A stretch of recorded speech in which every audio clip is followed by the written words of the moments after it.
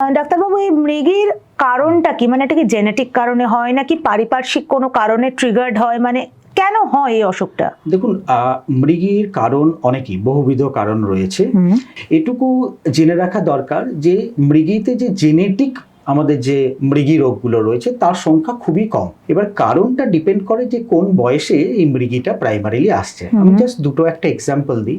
যদি খুব বাচ্চার মধ্যে হয়, খুব ছোট, তাহলে সেক্ষেত্রে দেখা যায় যে তার মধ্যে কোনো মেটাবলিক অসুখ কিছু রয়েছে কিনা, ব্রেনের গঠনগত কিছু পার্থক্য রয়েছে কিনা, সেইগুলো দেখতে হয়।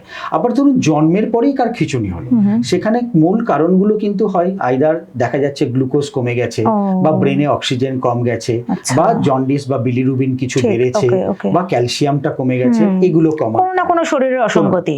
আবার ধরুন একটা বাচ্চা মানে 7-8 বছর স্কুল যেতে শুরু করেছে, ওই যে প্রথমে বললাম কিছুক্ষণের জন্য হারিয়ে যাওয়া, ওটাকে আমরা বলি অ্যাবসেন্স, মানে এনভায়রনমেন্ট থেকে অ্যাবসেন্ট হয়ে যাওয়া। সেটা এক ধরনের মৃগী, যেখানে ধরুন ব্রেনের স্ট্রাকচারটা নর্মাল বাট ফাংশনটা ঠিক মতো করছে না। এবারে আরেকটু বড় একটা গ্রুপ 11 থেকে 17-18 এই সময়ে আসে, যে সময়টাতে একটা ইডিওপ্যাথিক এপিলেপসি আছে। ইডিওপ্যাথিক মানে আপনার structurally brain normal but functionally abnormal. সেখানে হয়তো দেখা যেতে পারে যে পরিবারের কারো কারো ক্ষেত্রে এই হিস্ট্রিটা থাকতে পারে।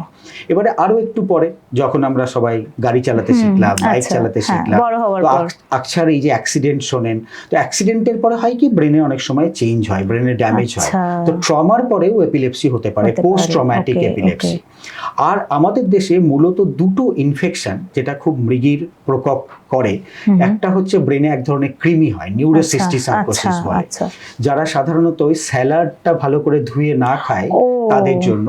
সেকেন্ড আরেকটা ইনফেকশন আমাদের দেশে খুব কমন, টিউবারকুলোসিস, যেটা আমাদের লাঙে আমরা জানি, সেরকম ব্রেনে ওই টিউবারকুলোসিসের জীবাণু দানা বাঁধতে পারে, তাকে আমরা বলি টিউবারকিউলোমা, মানে একটা ছোট টিউমারের মতো হলো, কিন্তু টিউমার নয়, জীবাণু দিয়ে তৈরি। তো সেটা একটা আমাদের দেশে এপিলেপসির মেইন কারণ। এছাড়া আদার যেগুলো ধরুন কোনো ব্রেন ইনফেকশন, কোনো মেনিনজাইটিস হলো, তাদের ক্ষেত্রে এপিলেপসির একটা চান্স থাকলো।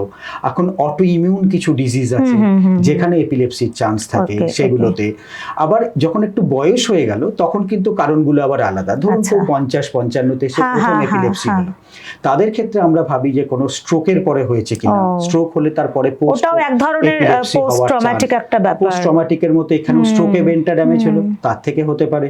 অথবা ব্রেনে কোনো টিউমার আছে কিনা, অথবা কোনো ধরুন ভেসেলস যে আমাদের যে রক্তের নালী, সেটা সেখানে কোনো ড্যামেজ হয়েছে আছে কিনা, তো সেখান থেকে হতে পারে। তখন সাধারণত ব্রেনের মধ্যে একটা স্ট্রাকচারাল কারণ দেখা যায়।